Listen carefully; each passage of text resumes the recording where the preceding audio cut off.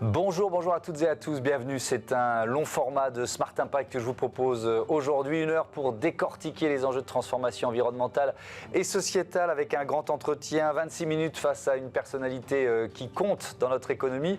Et cette question, êtes-vous prête pour l'impact que je poserai tout à l'heure à Anne-Charlotte Fredenucci, la présidente d'Ametra Group qui travaille notamment pour 3 grands secteurs stratégiques, défense nucléaire et aéronautique. Auparavant, je reçois Marion Ranvier, la directrice de la fondation Content Square, initiative philanthropique pour lutter contre les fractures numériques. Selon son dernier baromètre, 40% des sites web ne font pas d'efforts pour améliorer l'inclusion.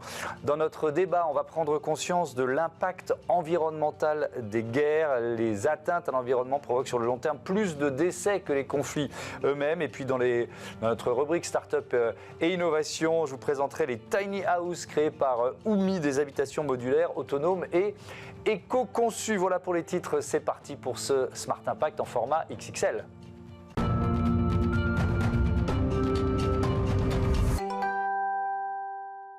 L'invité de ce Smart Impact, c'est Marion Ranvier, bonjour. Bonjour. Bienvenue, vous êtes la directrice de la fondation Content Square. Content Square, licorne française spécialiste de l'analyse du parcours client. Cette fondation, quel est son rôle, sa mission ? Alors écoutez, la fondation Content Square a pour mission de promouvoir le sujet de l'accessibilité numérique, sujet qui est parfois encore méconnu ou mécompris. On pense l'accessibilité au réseau, l'accessibilité au hardware, au matériel, mais on ne se rend pas compte que le web, cet espace universel, n'est pas accessible pour tous. 1 milliard de personnes en situation dans le monde, 12 millions de personnes en situation de handicap en France. Et donc notre mission avec la Fondation, c'est vraiment de promouvoir ce sujet et de créer des programmes éducatifs gratuits de sensibilisation.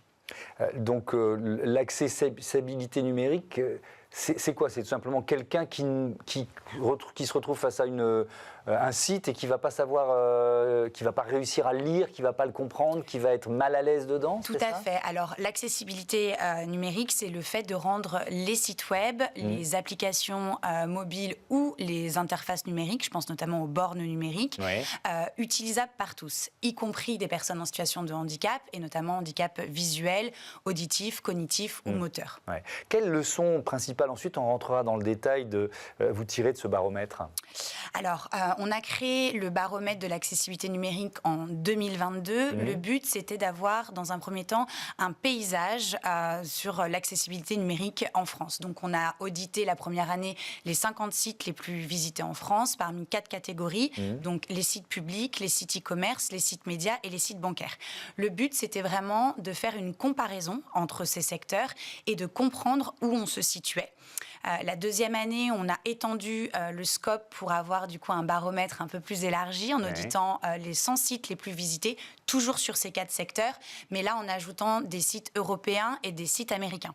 Et ce qu'on a vu, c'est que les sites publics en Europe étaient beaucoup plus accessibles, notamment de par le fait que les lois sont plus anciennes en France et en Europe. Et à contrario, aux États-Unis, les sites du secteur privé, eux, sont plus accessibles, ou en tout cas montrent des meilleurs scores d'accessibilité, et ce qui vient notamment des lois, mais aussi du fait des poursuites judiciaires. Parce qu'aux États-Unis, les sites non accessibles ont eu des poursuites judiciaires de par les utilisateurs. Il y a un cas qui est très connu, le cas de Domino's Pizza, où une personne malvoyante n'avait pas pu commander une pizza en ligne et donc avait attaqué Domino's Pizza en justice. Ce baromètre, c'est quoi ? C'est un outil de mobilisation aussi pour les pouvoirs publics, pour les entreprises qui disent « Oh là, on a des progrès à faire ». Tout à fait. De mobilisation, de réflexion aussi. Typiquement, sur la dernière version, on voyait que les sites publics, notamment en France, arrivaient en premier dans notre catégorie, suivis des sites bancaires et de loin les sites e-commerce et les sites médias. Donc c'est aussi un appel à l'action, de se dire qu'il faut se mobiliser parce que l'accessibilité numérique, c'est un impératif de citoyenneté, mais il y a aussi des obligations légales sur l'accessibilité numérique. Et ces obligations légales s'accélèrent notamment avec l'entrée en vigueur de la directive européenne qu'on appelle l'European Accessibility Act, dont la deadline est le 28 juin prochain, donc demain. Oui, il faut se mettre en conformité très très vite. On va revenir sur les chiffres clés de ce baromètre, mais je voudrais, vous avez cité les 12 12 millions de Français qui vivent avec un handicap, 7 millions qui souffrent de troubles dyslexie, dyspraxie, dysphasie. Pourtant, 70% des contenus en ligne leur restent inaccessibles. La Fondation Quentin Swear, elle propose aussi des formations. Alors, elle s'adresse à qui, ces formations? Alors, elle s'adresse aux professionnels, notamment aux UX designers, aux développeurs, mais pas que, parce que l'accessibilité numérique, c'est vraiment un sujet transverse. Et dès qu'on crée du contenu, il faut qu'on le pense accessible. Donc, je pense notamment aux équipes marketing. Donc, on a créé une sensibilisation gratuite à destination des professionnels.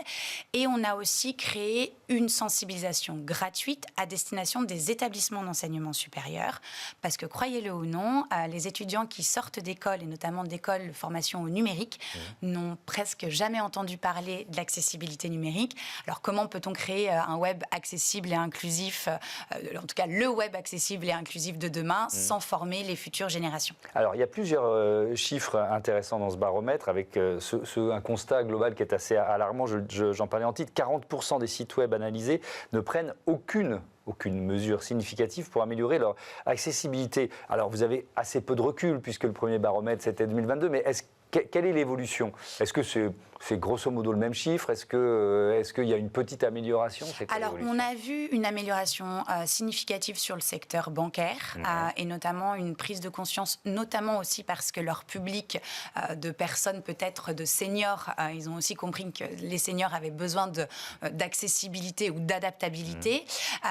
Mais oui, les chiffres sont quand même alarmants dans le sens où on ne se rend pas compte quand on n'est pas porteur de handicap. Mais aujourd'hui, on parle vraiment d'exclusion numérique. Est-ce que vous vous rendez compte, une personne ne peut pas remplir ses impôts en toute autonomie, ne peut pas prendre un rendez-vous médical, acheter des biens et services de première nécessité en ligne. Donc on parle vraiment d'exclusion numérique et donc ces 40%, on espère, dans la nouvelle version du baromètre, vont diminuer. Mais c'est vrai qu'il y a vraiment un appel collectif pour une vraie prise de conscience sur le sujet de l'accessibilité numérique. Et donc vous l'avez évoqué, les sites publics sont en avant sur les sites privés. Comment vous expliquez cette différence public-privé? Alors, on l'explique notamment par l'ancienneté des lois. La loi handicap date de 20 ans, a fêté ses 20 ans en février 2025. Donc, le secteur public a dû amorcer cette transformation plus en amont que le secteur privé. Or, il reste encore beaucoup à faire, notamment sur les 250 démarches données, en tout cas, comme directive par le gouvernement, où ces 250 démarches doivent être accessibles. Aujourd'hui, ce n'est toujours pas le cas. Donc, on espère et on attend aussi beaucoup de cette directive européenne pour faire bouger les choses. Ouais, alors, il y a quand même une dimension business derrière tout ça, parce que je vous le disais tout à l'heure, l'e-commerce et les médias sont les grands retardataires. Leur score, c'est noté sur 10. C'est à peine la moyenne. C'est 5,4 pour l'e-commerce, 5,8 pour les médias. Les sites de e-commerce, ils perdent des clients. Tout à fait. Ça semble absurde, quoi. Ça semble assez hallucinant de ne pas voir qu'en fait, de rendre un site accessible peut amener une nouvelle audience et des nouveaux consommateurs. Ce qu'il faut savoir aussi, que les personnes en situation de handicap sont très fidèles. Donc, quand elles peuvent faire un achat sur un site qu'elles connaissent bien, elles y retournent souvent. Donc, il y a une forme de fidélisation de cette clientèle. Et donc, effectivement, il y a un appel aussi au site e-commerce de dire l'accessibilité numérique, c'est bien sûr un impératif légal, un impératif sociétal, mais il y a aussi un enjeu business et il y a aussi un enjeu pour les employés. Moi, je vois les sociétés qui ont amorcé cette transformation sur l'employabilité, travailler sur des sujets éthiques comme l'accessibilité numérique, fédère aussi énormément des équipes. Mais ça coûte plus cher de rendre son site accessible? Je cherche des explications. Donc ça coûte beaucoup plus cher? Ça ne coûte pas beaucoup plus cher, mais effectivement, ça demande un investissement, parce que la première chose à faire, c'est un audit d'accessibilité pour connaître un petit peu les erreurs sur son site et où on se trouve. Nous, toute notre démarche avec la Fondation, c'est de se dire, et c'est de dire aussi aux entreprises, que si le sujet est pris en amont, dès la conception des produits et services, finalement, on crée un produit universellement accessible. Et donc là, ça reviendrait moins cher. Mais aujourd'hui, effectivement, il y a quand même un investissement de base à faire. Il y a une formation aussi des équipes, parce que c'est important de se mettre en conformité. Mais ce qui est très important aussi, c'est de maintenir ce niveau d'accessibilité dans le temps. Oui. Alors vous avez comparé les États-Unis avec l'Europe. Les États-Unis en tête, vous l'avez exposé une note moyenne de 7 sur 10 en Europe. Le Royaume-Uni par exemple 6,5, l'Allemagne 6,3 sont juste devant la France à 6,2 sur 10. Et il y a donc ce règlement européen, je veux bien qu'on rentre dans le détail, qui rentre en service fin juin. Qu'est-ce qui change? Qu'est-ce qu'il y a dans ce règlement? Alors, qu'est-ce qui change? Initialement, en France, c'était le secteur public ou délégataire d'une mission publique et le secteur privé qui générait plus de 250 millions de chiffre d'affaires qui devaient rendre leur site Internet et leurs services numériques accessibles.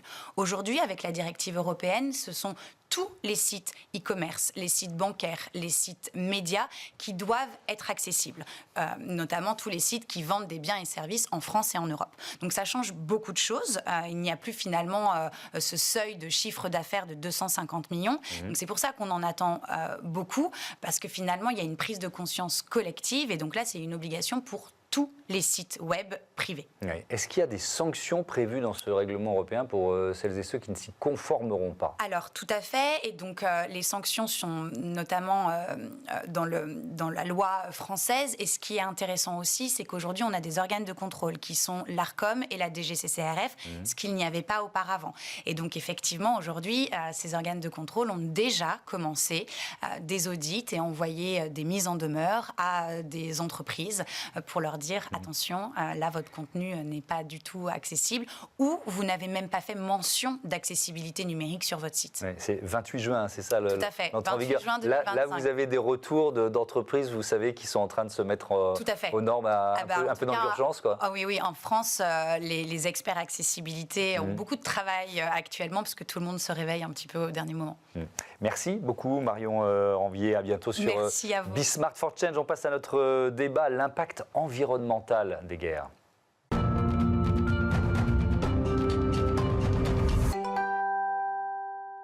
C'est le zoom de ce Smart Impact. On va parler de l'impact environnemental des guerres avec Marie-Ange Schellenkens qui est avec nous en duplex de La Rochelle, chercheuse associée à l'Université de La Rochelle. Vous êtes juriste. Votre domaine de spécialité, c'est la sécurité environnementale. Je vais commencer par une question très générale sur...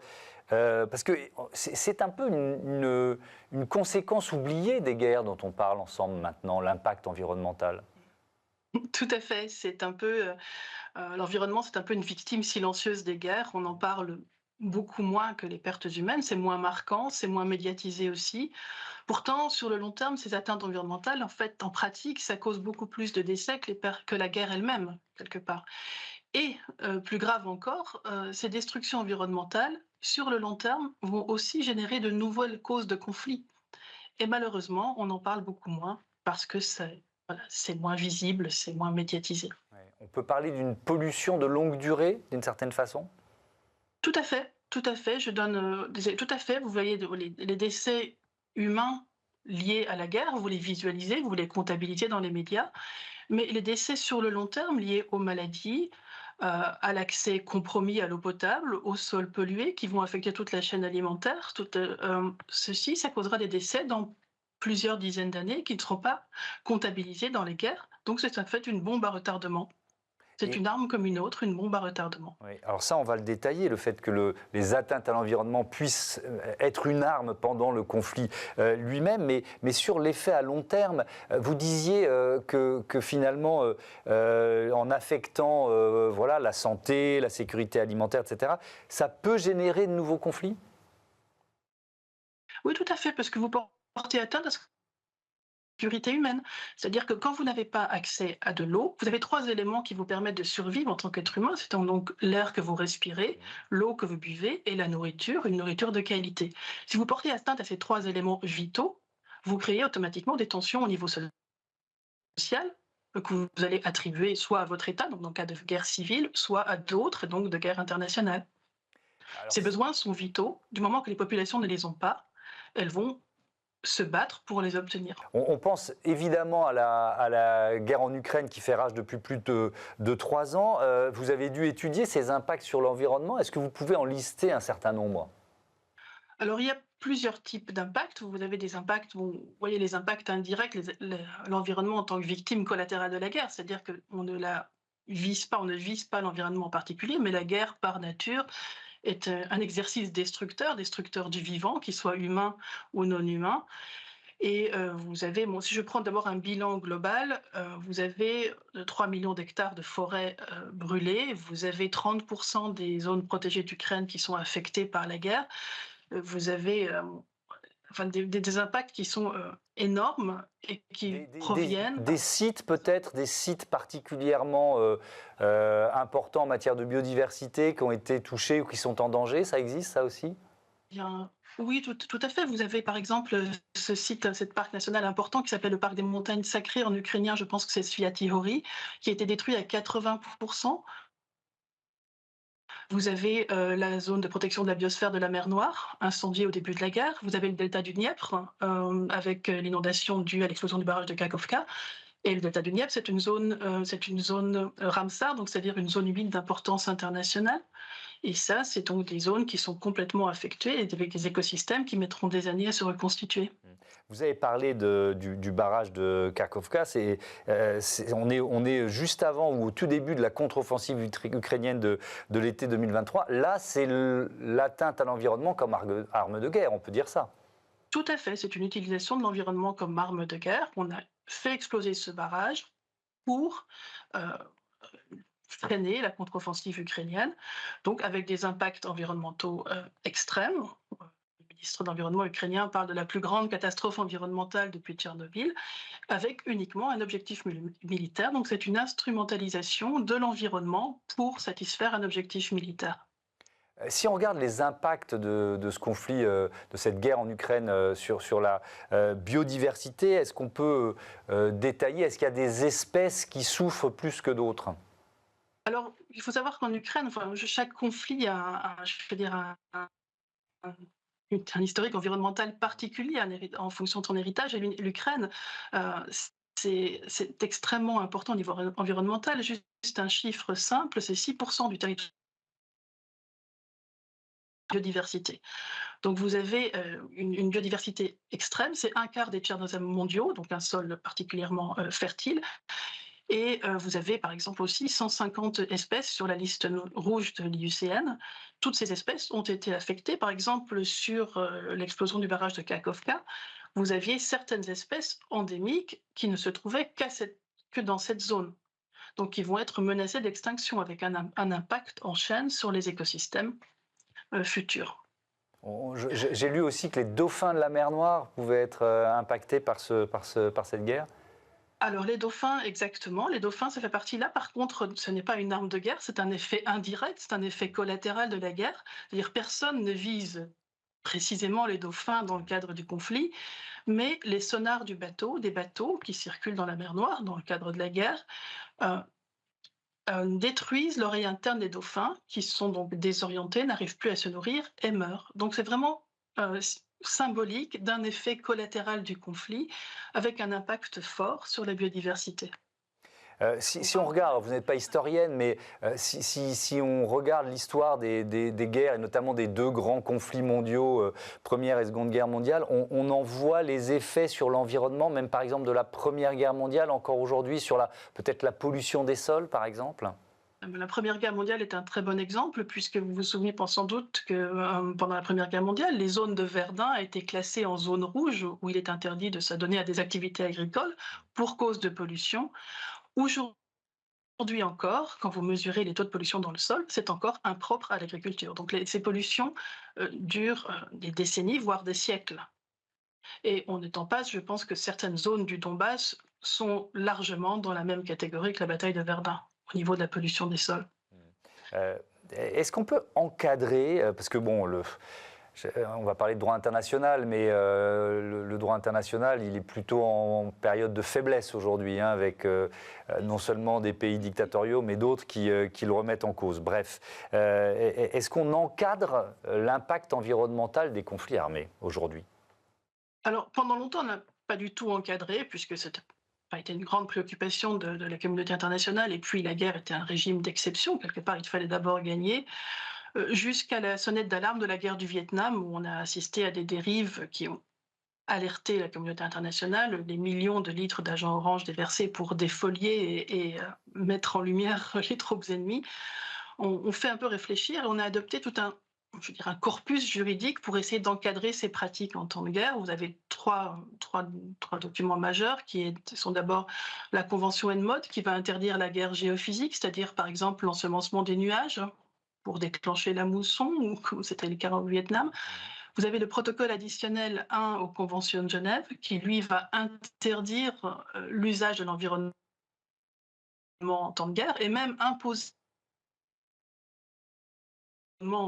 lors de la poursuite des hostilités, et plus récemment le statut de Rome, donc qui établit la Cour pénale internationale, qui lui aussi instaure un crime de guerre environnemental. Là, c'est un corpus juridique, je veux dire technique, qui existe, mais il ne s'applique pas. Oui, alors c'est la question que j'allais vous poser. Est-ce qu'il y a des procédures qui ont été lancées devant la Cour pénale internationale en matière de respect, enfin de conséquences de la guerre en matière environnementale ou pas? Alors, en matière environnementale, non, pas précisément, puisque généralement, comme vous savez, la CPI est quand même relativement affaiblie, elle a peu de moyens, peu de soutien. Donc, quand elle arrive à lancer une enquête, généralement, elle table sur le profil gagnant et plutôt sur les conséquences humaines qu'environnementales. Mais en plus, c'est très difficile. C'est-à-dire, même si ces textes existent, ils sont pratiquement impossibles à mettre en œuvre, puisque vous devez prouver les dommages étendus, durables et graves, donc cumulatifs, une notion qui est elle-même vague, mais qui en plus n'a pas été définie, et avec des définitions contradictoires. Et dans le cadre de la CPI que vous mentionnez, on doit ajouter un critère d'intentionnalité. Donc il faut prouver, si on prend l'exemple du barrage de Kakhovka, que l'explosion était intentionnelle. Et deuxièmement, la non-proportionnalité. C'est-à-dire qu'on pourrait, si on prouvait ces 4 critères, arguer du fait que finalement, contrer la contre-offensive ukrainienne, c'était un objectif militaire suffisant pour justifier ces destructions. Donc finalement, en pratique, c'est quasiment inapplicable. Il y a aussi l'accès au site. Comment prouver, démontrer ce qui est en train de se passer? Exactement, ça c'est un gros problème de tout ce qui est dommage environnemental en temps de guerre. C'est premièrement, vous avez besoin d'accéder au site en période d'hostilité, ce qui n'est pas simple. Puis sur l'évaluation, vous avez aussi un problème technique. Donc comment évaluer les effets à long terme, les effets transversaux, les effets sur plusieurs années? Vous faites des prélèvements, vous n'avez pas d'idée de ce qui va se passer dans 20 ans. Donc l'évaluation elle-même techniquement est problématique, et l'application du droit encore plus. Un dernier mot, on peut inventer, créer un nouveau cadre juridique, ça vous semble possible? Je pense que ça me semble souhaitable, surtout vu l'état de fonctionnement du cadre actuel. Alors, on essaye, hein, pour l'instant, je vous avais vu les dernières initiatives, la déclaration de Lviv le 9 mai dernier, pour créer un tribunal spécial pour la poursuite du crime d'agression. C'est un peu de la créativité juridique pour contourner le veto russe au Conseil de sécurité des Nations Unies, faire en sorte que ces crimes ne restent pas impunis. Ça ne vise pas précisément les crimes environnementaux, mais les dégradations environnementales sont un caractère aggravant du crime d'agression. Donc on essaye, mais pour que ça fonctionne, il faut un soutien majeur de la communauté internationale. Pour l'instant, il n'y a que 40 États qui soutiennent l'initiative et ce n'est pas encore suffisant pour changer le système. Merci beaucoup Marie-Ange Schellekens et à bientôt sur Bismart for Change. On passe tout de suite à notre rubrique Startup. Prêt pour l'impact, c'est la question que je pose chaque semaine à une personnalité qui compte dans notre économie. Et cette semaine, je reçois Anne-Charlotte Fredinucci. Bonjour. Bonjour. Vous êtes la présidente d'Ametra Group. Alors, on va démarrer par une question très générale de présentation. Votre métier, c'est l'ingénierie, c'est ça? Vous produisez pour quel secteur? Présentez-nous Ametra Group. Bien sûr. Alors, Ametra Group est une société d'ingénierie, mais également de fabrication, d'assemblage. On y reviendra. Nous sommes 700 collaborateurs sur 12 sites en France et un site en Tunisie. Notre métier, c'est d'abord le bureau d'études. On commence par concevoir, par dessiner des équipements mécaniques, électriques, électroniques pour l'aéronautique, la défense, le nucléaire, le ferroviaire, le naval, le médical, bref, des industries à forte contrainte et à petite série. Et ensuite, une fois que nous avons conçu ces produits, nous les transférons dans nos usines, une usine en France, une usine en Tunisie, qui, elle, intègre, assemble ces équipements. Intègre, assemble, qu'est-ce que ça veut dire? Ça veut dire que nous achetons une pièce mécanique, nous achetons des fils, nous achetons des connecteurs, des cartes, tous les composants électroniques qui vont à l'intérieur, et nous assemblons, nous intégrons le tout pour livrer un sous-système, un équipement aux clients.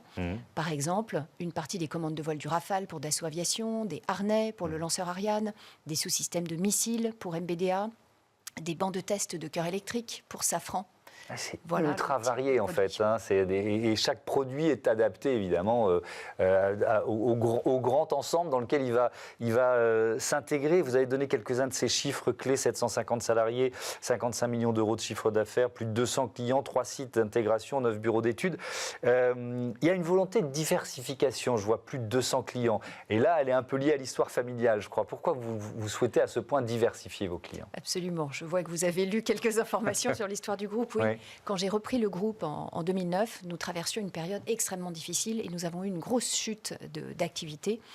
Et mon père, à ce moment-là, est venu me voir et m'a dit: écoute, je crois qu'on devrait fermer l'usine parce que là, on a encore de l'argent pour payer nos collaborateurs pendant quelques mois, pour terminer les contrats clients. Au moins maintenant, on a un peu de trésorerie, on peut déposer le bilan. Et là, je lui ai dit: mais papa, il n'en est pas question, donne-moi les rênes, je suis prête et tu vas voir, je vais sauver l'entreprise, parce qu'on a fait une promesse à nos collaborateurs qu'on leur verserait un salaire à la fin du mois pour qu'ils puissent nourrir leur famille. On a fait une promesse à nos clients, c'est qu'on leur livrerait les équipements dont ils ont besoin en temps et en heure. Et cette promesse-là, on se doit de dépenser chaque goutte de sueur pour l'honorer. Et les difficultés, elles étaient liées à un gros contrat qui s'était terminé, c'est ça? Alors, c'était lié à un ensemble de contrats. En fait, vous vous souvenez, 2008, crise des subprimes, 2009, cette crise des subprimes financières se traduit par une crise économique réelle sur le terrain et par beaucoup de pertes d'emplois. Mais nous étions à l'époque très dépendants de l'aéronautique. Et pour venir à votre question, moi, c'est ça que j'ai retenu. J'ai d'abord redressé l'entreprise avec l'équipe formidable qui était avec moi à l'époque et qui est en partie encore dans le groupe. Et la deuxième étape, une fois que nous avions redressé, une fois que nous étions revenus à l'équilibre, et même en 2011, une fois que nous avions atteint le meilleur résultat historique, mon obsession, ça a été de rendre cette entreprise la plus robuste possible, la plus pérenne possible, pour ne jamais revivre une situation de plan social comme nous avions vécu en 2009. Et pour ça, nous avions deux axes. D'abord, apporter plus de valeur ajoutée aux clients, parce qu'évidemment, plus on apporte de valeur ajoutée, plus on devient, alors indispensable est un mot sans En tout cas, c'est excessif, difficile de se passer la métra. Plus on devient proche de nos clients et plus il est difficile effectivement de se passer de nous. Et le deuxième axe, c'est votre question, c'était la diversification. Ne jamais dépendre d'un secteur, ne jamais dépendre d'une industrie. Et c'est une logique qui est absolument vertueuse pour l'ensemble des acteurs économiques qui sont en contact avec Ametra. Pour nos collaborateurs, quand en 2020, on a connu une baisse très forte dans l'aéronautique, on a pu les replacer sur des sujets nucléaires ou des sujets défense qui, eux, continuaient à vivre pendant la période de la pandémie.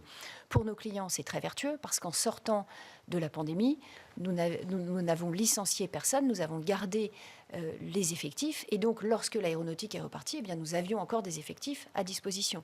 Et pour l'entreprise, c'est vertueux, évidemment, parce que ça évite des hauts et des bas économiques. Donc, tout le monde a à gagner à cette diversification. Ouais, on va ouvrir un chapitre sur le secteur de la défense. Déjà, il pèse quel poids dans le chiffre d'affaires d'Ametra?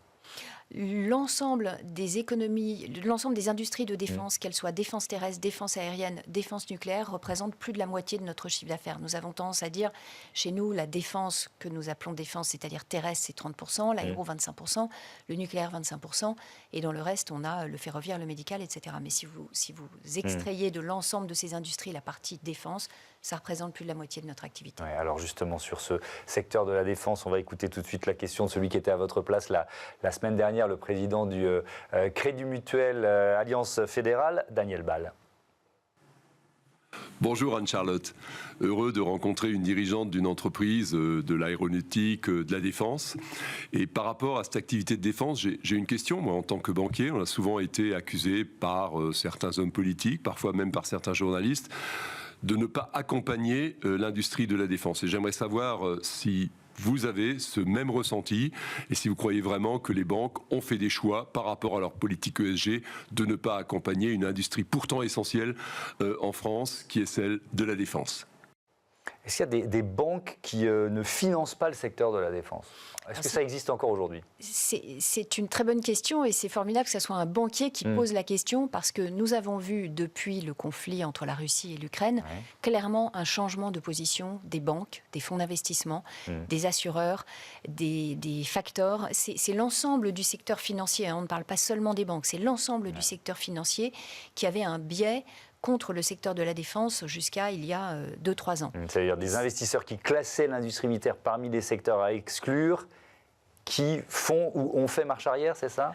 En fait, on a vu plusieurs mécanismes. On a vu d'abord à Bruxelles de grands débats pour savoir de quel côté la défense allait tomber dans ce qu'on appelle la taxonomie. En clair, Bruxelles dit cette industrie ou ce pan d'activité est vertueux ou ne l'est pas, et la défense était en ballottage entre vertueux, non vertueux. Pour l'instant, nous restons dans le secteur des industries qui ne sont pas blacklistées à Bruxelles. Mais il y avait tout un débat. Ensuite, ce débat se traduisait au niveau des banques françaises, que ça soit à leur direction ou que ça soit sur le terrain. Je vais vous raconter une anecdote hallucinante. L'assistante d'un dirigeant d'une entreprise du secteur de la défense s'est vue refuser son prêt immobilier par le conseiller de l'agence du coin parce qu'elle travaillait dans la défense. Évidemment, aucune banque n'a jamais donné ce type de directive. Ce type de consigne, c'était un excès de zèle. Absolument. Ouais. Mais l'agent du coin a pensé que comme sa banque avait dit attention, on va investir dans des secteurs dits vertueux, il fallait refuser ce prêt immobilier à cette assistante. C'était évidemment totalement absurde et aucune consigne n'avait été donnée dans ce sens. Ensuite, mais il y avait quand même des consignes. Il y avait cet état d'esprit général. Il y avait cet état d'esprit. Ensuite, il y avait les fonds d'investissement. Les fonds d'investissement avaient pour certains des politiques d'investissement qui excluaient de fait le secteur de la défense. Et quand on a demandé à Ametra au Salon du Bourget 2022 d'intervenir devant des journalistes pour parler de ces difficultés de financement, moi j'ai fait le tour de quelques confrères et j'ai remonté effectivement des problématiques de financement à l'export, des problématiques d'assurance, des problématiques de fonds d'investissement. Donc il y avait des cas concrets. Aujourd'hui, heureusement, on voit que la plupart des banques, des institutions financières au sens large, des assureurs, ont pris conscience que notre secteur d'activité, notre industrie de défense, est une industrie indispensable à la défense de nos valeurs, à la protection de nos valeurs, dans une période où le président de la République nous dit « nous sommes en économie de guerre », nous sommes au moins en préparation d'un éventuel conflit. On n'y est pas encore, mais on voit un pays comme la Pologne qui décide de consacrer 5% de son PIB à la défense. Et puis, les décisions européennes. Je vais m'appuyer sur une citation d'une interview que vous avez donnée à nos confrères de l'usine Nouvelle. C'était il y a quelques semaines, mars de cette année. Il faut avoir en tête qu'avant que les annonces des dirigeants politiques ne se traduisent par des commandes ruisselant au niveau des PME, des entreprises de taille intermédiaire, des ETI, il faut compter beaucoup de temps. Défense, c'est un secteur de cycle long. Autrement dit, le plan européen, j'y viens, de 800 milliards d'euros, c'est une dynamique positive. Il n'a pas encore irrigué la filière. Il générera peut-être de premières embauches d'ici un an. Est-ce que ça veut dire que vous anticipez que vous êtes dans un plan d'embauche ou de montée en puissance en prévision de ce ruissellement dont vous parlez ? Oui et non. Chez Ametra, si je prends la partie usine, nous formons des câbleurs aéronautiques, défense, et ce métier-là ne s'apprend pas sur les bancs de l'école. Donc, nous voyons une accélération de nos commandes pour la fin de l'année qui s'appuie à la fois sur de véritables commandes de la part de nos clients, mais également sur des prévisionnels liés au plan que nous évoquions à l'instant. Et comme nous avons besoin de 3 à 6 mois pour qu'une personne rentrée chez nous commence à fabriquer même un produit simple, et après c'est plusieurs années pour travailler sur l'îlot des commandes de vol du Rafale de Dassault, comme nous avons besoin de plusieurs mois, si nous voulons 10 ou 20 câbleurs de plus dans nos effectifs à fin décembre, c'est maintenant qu'il faut s'en préoccuper pour les embaucher avant l'été et faire en sorte qu'ils soient prêts à fin décembre. Donc oui, et en même temps, on ne peut pas non plus anticiper sans commande. Aucune entreprise ne construit un bâtiment, ne crée des emplois si on n'a pas la certitude d'avoir une commande. Et donc ça veut dire qu'il y a un peu de retard à l'allumage entre la volonté politique et la commande ferme aux industries de la défense ? Oui, il y a un peu de retard à l'allumage. Nous voyons par exemple que la commande publique vers les grands industriels, la commande publique de défense vers les grands industriels est plutôt en train de diminuer en 2025 par rapport à 2024 que d'augmenter. Et ça se traduit nécessairement 6 mois plus tard par des diminutions de commandes vers ce qu'on appelle la BITD, la base industrielle et technologique de défense, c'est-à-dire des sociétés comme Ametra. Et dans le même moment, dans la même période, on entend beaucoup de politiques, ministres, chefs d'État, mettre la pression sur l'industrie de la défense en disant il faut accélérer la cadence, il faut produire plus d'obus, plus de rafales, etc., etc. Donc il y a une sorte de contradiction. Est-ce que vous êtes quand même obligé d'augmenter la cadence en ce moment? Alors vous avez complètement raison. Chez Ametra, nous ne sentons pas cette pression des pouvoirs publics parce que nos grands clients sont KNDS, Thales, Safran, Dassault, etc. Nous ne travaillons pas en direct pour les armées ou pour la DGA, la Direction Générale. Mais ça peut être par effet de capillarité. Voilà, ça peut être par rebond, effectivement par effet de capillarité, comme vous dites. Pour l'instant, nous voyons réellement des augmentations de cadence. Ça, c'est une certitude, mais nous ne voyons pas d'accélération liée aux annonces de l'Europe sur les centaines de milliards d'euros qui devraient être injectés dans l'industrie de défense. Ça, nous ne l'avons pas vu et nos grands clients nous disent qu'ils ne l'ont pas vu non plus. Ouais. Vous avez évoqué l'histoire familiale. Vous avez repris donc, le groupe de Roure créé par votre père Claude de Roure en 2009.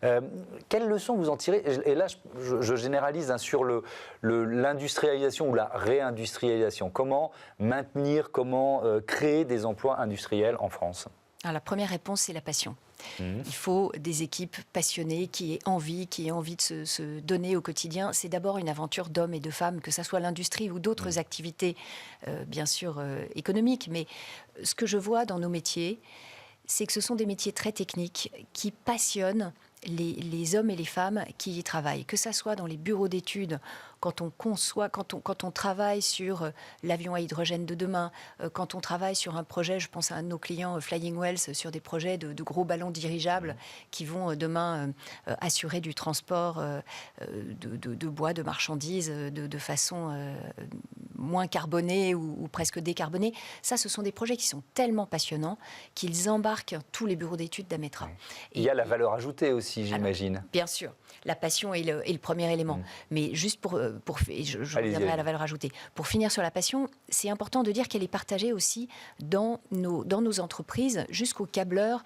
Si vous voulez, on a récemment fait venir un pilote de chasse du Rafale qui a parlé aux collaborateurs de l'entreprise et qui leur a dit, mais vous savez, moi, quand je suis en l'air en train de mener des actions, des opérations extérieures, il faut que mon avion soit hyper fiable. Et donc, ce que vous faites au quotidien, c'est mon assurance-vie. Voilà, ça a un impact sur mon assurance-vie, effectivement, ma capacité à survivre, mais aussi ma capacité à mener à bien la mission dont la France a besoin quand on est en opération extérieure. Et après, il nous a passé un film de ces vols. Et évidemment, tous les câbleurs et toutes les câbleuses de l'atelier étaient passionnés, impressionnés. Donc, il faut maintenir cette passion. Je pense qu'il faut donner du sens à tout ce que nous faisons au quotidien, que ce soit dans les bureaux d'études ou dans les usines. J'entends cet argument. Chez Ametra. Mais s'il n'y a pas la valeur ajoutée, on peut avoir toute la passion du monde, on ne va pas survivre face à une concurrence étrangère, par exemple. On est tout à fait d'accord. Vous vous souvenez que tout à l'heure, je vous ai dit que nous avions eu pour première stratégie d'apporter davantage de valeur ajoutée à nos clients. Ouais. Qu'est-ce que ça veut dire concrètement? Quand j'ai repris le groupe, on avait un bureau d'études qui faisait des projets mécaniques, des projets de conception mécanique d'un côté, et puis un atelier de sous-traitance électronique de l'autre, où nous recevions ce qu'on appelle des paniers Gardi dans nos métiers, c'est-à-dire nous recevions les composants de la part de nos clients et nous assemblions à façon. Vous voyez bien que d'un côté comme de l'autre, il n'y a pas beaucoup de ponts entre ces activités et puis on n'apporte pas énormément de valeur ajoutée. Donc on s'est mis côté bureau d'études chez Ametra Engineering à remonter dans la chaîne de valeur, c'est-à-dire à prendre des projets de plus en plus complexes avec des métiers nouveaux comme la conception électronique, la conception électrique, comme le calcul, la simulation. Nous avons embauché des docteurs dans un département qu'on appelle Ametra Research pour faire de la R&D en interne. Bref, nous sommes allés de plus en plus loin, de plus en plus en amont dans les projets de R&D de nos clients. Et du côté usine, pour apporter davantage de valeur ajoutée, eh bien, nous avons là aussi créé un petit bureau d'études en interne pour avoir des ingénieurs immédiatement collés à l'atelier. Nous avons acheté des machines 3D pour, lorsque nous avions des idées d'amélioration, des machines d'impression 3D, pardon, lorsque nous avions des idées d'amélioration dans l'atelier, pouvoir imprimer immédiatement les petits outillages qui permettaient aux collaborateurs de gagner du temps, de réduire la pénibilité à leur poste, même s'il n'y en a pas beaucoup dans nos métiers, mais c'est très important. Nous avons mieux piloté notre supply chain, nos fournisseurs, nous avons mieux acheté, nous avons dit à nos clients que nous n'allions plus accepter les paniers garnis, mais que nous allions gérer la totalité de la fabrication. Et nous avons rapproché les deux entreprises pour proposer à nos clients une prestation complète de l'étude jusqu'à la réalisation, tout en renforçant notre présence dans les pays à bas coût. On continue à créer de l'emploi en France, bien sûr, mais il faut absolument proposer cette présence bas coût à nos clients. Voilà, et c'est ce package global qui est le nouveau groupe Ametra, si je puis dire, qui apporte davantage de valeur ajoutée aux clients. Alors, on va parler de RSE et on va commencer par le S, la question sociale et sociétale. Vous menez un certain nombre de combats, notamment pour la féminisation des métiers de l'ingénierie. Déjà, le constat, on part d'où? Un petit tiers de femmes dans les métiers de l'ingénierie, moins que ça? Moins que ça. Aujourd'hui, sortent des écoles d'ingénieurs entre 20 et 23% de femmes. Ça n'est pas suffisant.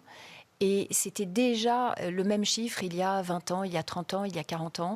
Donc on ne voit pas de nette amélioration chez les jeunes femmes en matière de choix de métiers scientifiques. Et ça, c'est tout à fait dommage, parce que dans une société comme Ametra, on ne peut pas retrouver 50% d'ingénieurs femmes si sortent des écoles d'ingénieurs 22% de jeunes filles. Ça n'est pas possible.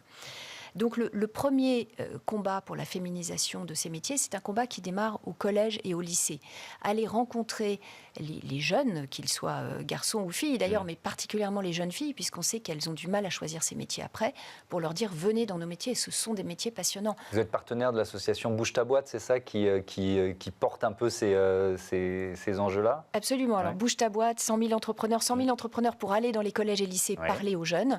Et Bouge ta boîte, c'est une très belle association créée par Marie-Éloi qui a deux objectifs: aider les femmes entrepreneurs lorsqu'elles créent leurs activités, et puis aider les femmes dans les entreprises pour qu'elles aient davantage confiance en elles, puisqu'on voit bien que l'une des difficultés à faire monter les femmes dans les entreprises, c'est le plafond de verre qu'elles s'auto-imposent elles-mêmes. Et c'est ce que Marie-Éloi essaie de faire bouger dans les entreprises. Et effectivement, 100 000 entrepreneurs, c'est là que vous y allez, vous, dans les collèges et les lycées, pour porter la bonne parole, en quelque sorte? Oui, absolument. 100 000 entrepreneurs, c'est moi qui vais parler aux collégiens et lycéens, et c'est toujours un grand plaisir, parce qu'ils ont des questions qui sont très intelligentes, très pertinentes, et parfois des questions qui sont très naïves, mais qui sont rafraîchissantes aussi. Et qui obligent à se poser une problématique qu'on n'avait pas en tête, quoi. C'est ça. Et c'est bien quand des jeunes disent, mais en fait, vous ne pensez pas qu'il y a des métiers pour les hommes et pour les femmes? Eh bien non, on va en parler ensemble, mais c'est bien, merci d'avoir posé la question, parce que dans d'autres environnements, on n'ose plus se poser la question, et donc on n'ose plus apporter la réponse, qui moi me semble être la réponse de bon sens, qui est non, bien sûr, sauf à évidemment parler de métiers qui réclament une force physique telle que, là, pour des raisons statistiques, on va dire, ça serait plutôt des hommes que des femmes. Mais non, merci d'avoir posé la question. Vous avez conscience d'être une sorte de rôle modèle quand vous intervenez dans ces classes? Je n'aime pas beaucoup ce vous mot. Pas ce mot-là, pourquoi? Ce mot me met mal à l'aise, parce que moi, je n'ai jamais eu de rôle modèle dans mon environnement. Je préfère dire que ce sont des hommes et des femmes proches de moi.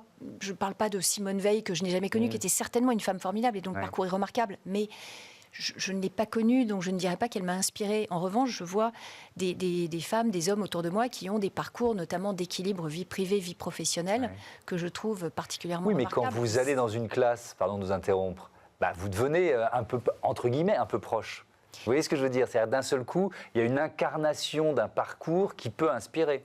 Et là, l'expression rôle modèle peut trouver son sens. Je vois ce que vous voulez dire, mais pour moi, le côté rôle modèle est trop grandiloquent par rapport à ce que j'essaie d'incarner. J'essaie d'incarner juste une personne qui est à côté de leur professeur et qui vient leur parler et qui se veut la plus proche possible de ses élèves.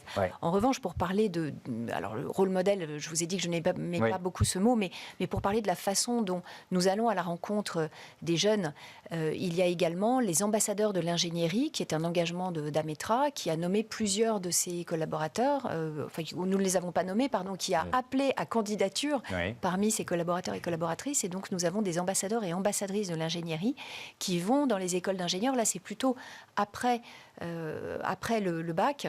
Nous allons à la rencontre des jeunes pour leur dire, vous allez avoir un diplôme d'ingénieur formidable, vous avez envie d'aller dans la finance, d'accord, mais il y a aussi l'industrie, l'ingénierie, des métiers passionnants. N'oubliez pas ces métiers qui ont besoin de vous et dans lesquels on peut faire des carrières absolument remarquables. Est-ce que le fait je m'intéresse maintenant au E de RSE, l'environnement, est-ce que c'est vraiment un enjeu pour vous, faire baisser l'impact carbone d'une entreprise comme la vôtre? Oui, absolument. C'est un enjeu d'abord parce que ça correspond à mes valeurs. Je n'ai pas envie de laisser à mes 4 enfants, à mes 4 fils, une planète salie avec mes enfants qui pourraient me dire « mais qu'est-ce que tu as fait pour la planète ?» Rien. Donc déjà, à titre personnel, c'est un engagement. Si ça ne l'était pas et que j'étais un peu plus mercantile, je regarderais simplement ce que les collaborateurs et les candidats réclament et ce que les clients et les prospects réclament.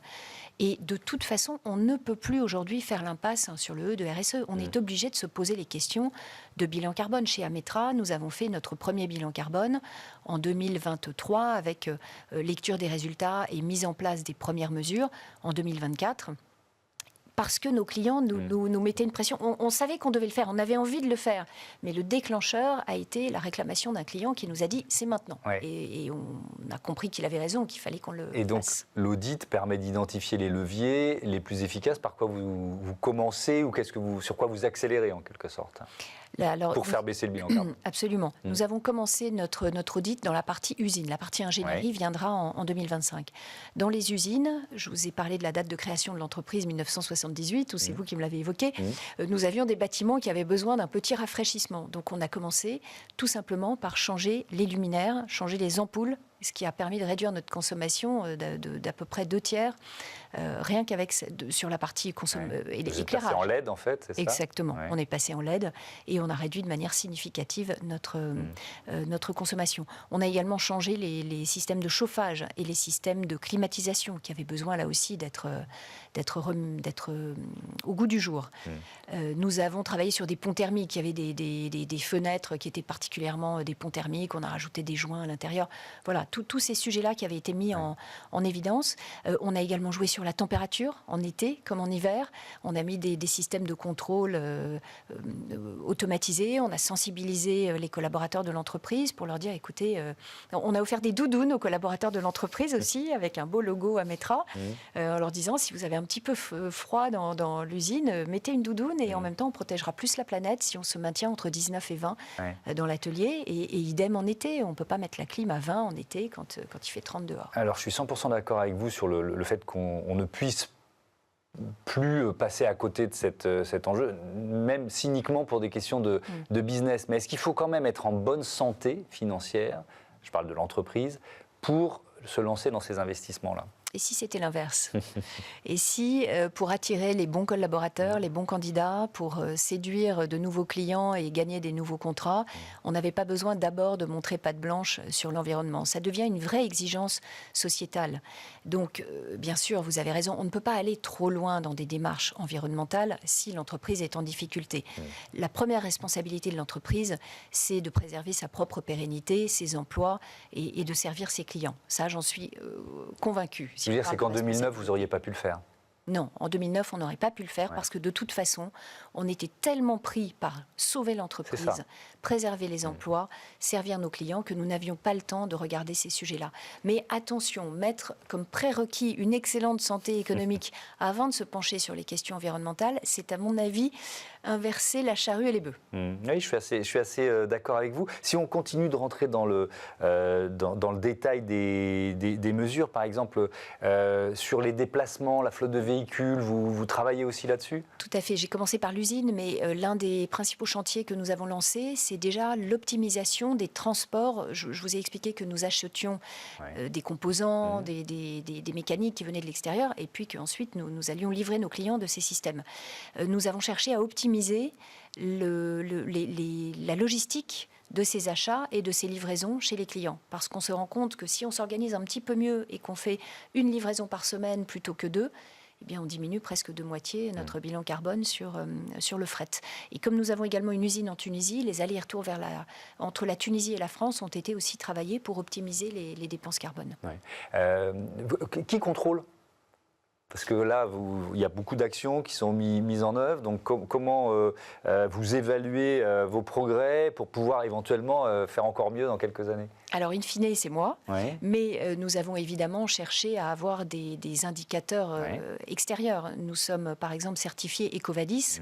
Nous avons été EcoVadis Silver jusqu'à ce que EcoVadis remonte sa notation. Nous sommes repassés bronze. Et là, toute l'équipe d'Ametra est en train de pédaler pour que nous repassions Silver en 2025. C'est notre objectif. Donc, déjà, les certifications extérieures. Nous sommes également labellisés UIMM engagés et responsables. Ça apporte un regard extérieur avec des critères, avec des notes, avec des évaluations. Ensuite, dans l'organisation, il faut que ces sujets soient suivis au niveau du CODIR, j'en suis convaincue. Si vous prenez un apprenti, absolument. Si vous prenez un apprenti, ce que nous avons fait par ailleurs, nous avons engagé une jeune femme apprentie qui gère ces sujets au quotidien, mais si vous ne les remontez pas au niveau du CODIR, ils ne sont pas pilotés correctement.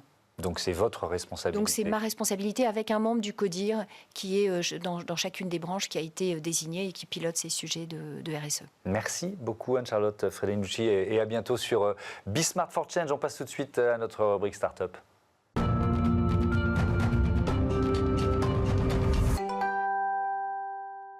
Smart Ideas, notre rubrique consacrée aux startups éco-responsables avec Lars Herbillon. Bonjour. Bonjour. Bienvenue, vous êtes cofondateur de Oumi, créé en juin 2020 avec Maëlys Kanzler et Jean-Michel Herbillon, votre père. C'était quoi l'idée de départ? Racontez-moi.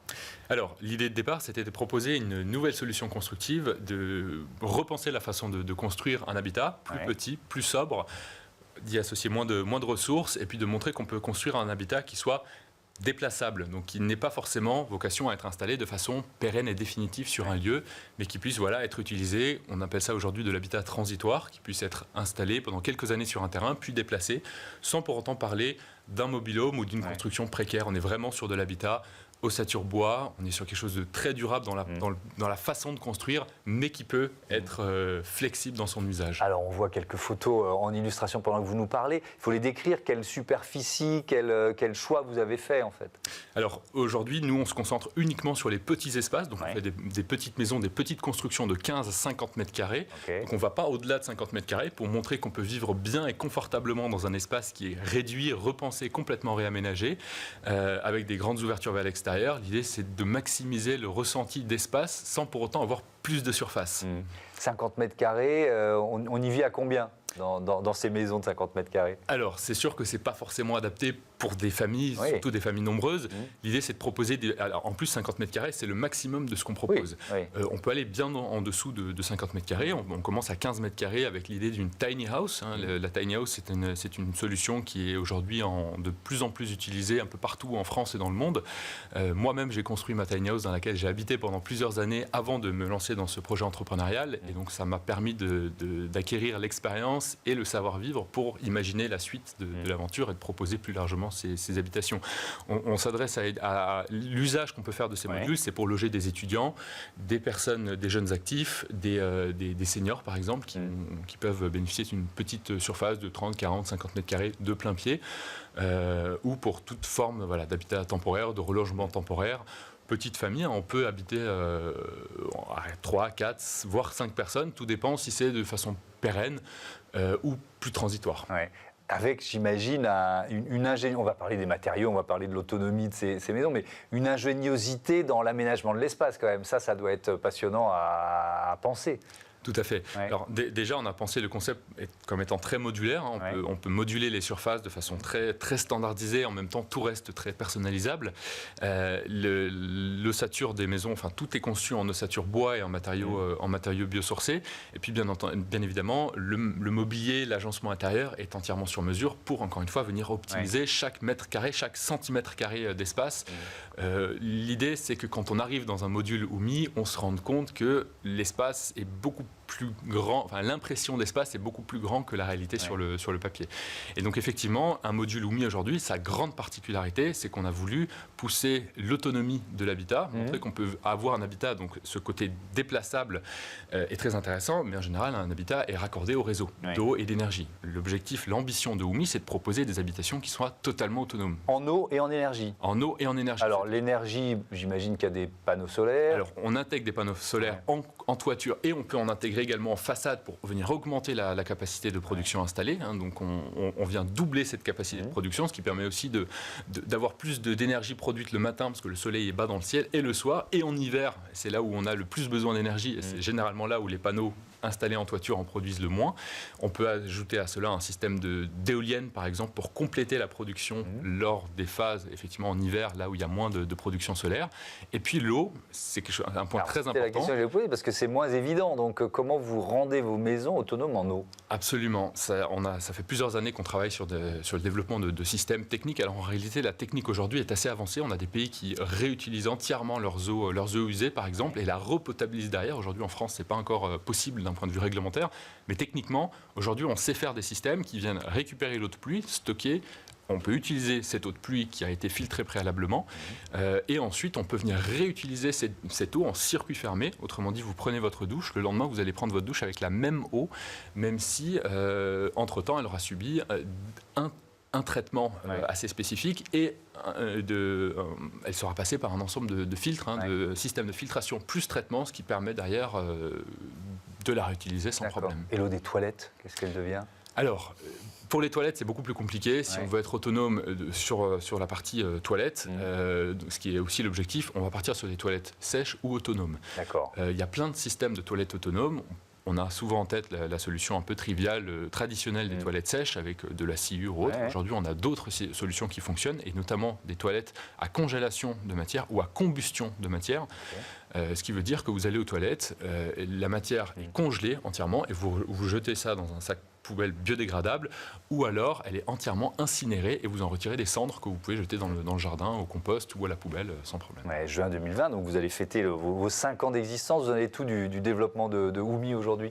Alors on a concentré nos premières années de développement justement sur de la recherche du développement pour optimiser notamment toutes les solutions d'autonomie qu'on propose, avancer sur le côté modulaire. On a testé plein de choses, on a fait de l'ossature métallique, de l'ossature bois. Aujourd'hui, on est arrêté sur une solution essentiellement faite de matériaux biosourcés. Donc on a une isolation en laine de bois, on a une ossature bois, on a des revêtements intérieurs et extérieurs qui sont en bois, on a des menuiseries, des grandes baies vitrées autour de chaque module qui rendent encore une fois l'impression d'espace plus importante.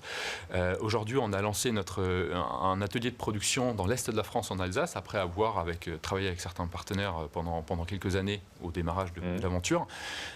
Et on a conçu nos premiers projets, on a livré un certain nombre de programmes. Dès aujourd'hui, on est en cours de livraison de certains. On ne travaille pas forcément que sur de l'habitat, aussi sur des solutions dédiées à des professionnels, que ce soit du tourisme, que ce soit des bailleurs sociaux, des collectivités. On livre là, on travaille sur un poste de secours pour des équipes côtières, pour un poste de plage. Donc c'est assez varié, c'est ce qu'on comprend. Merci beaucoup. Tout à fait. Lars Herbillon, pardon de nous interrompre. Bon vent à Oumi. Voilà, c'est la fin de ce numéro de Smart Impact. Merci à toutes et à tous de votre fidélité.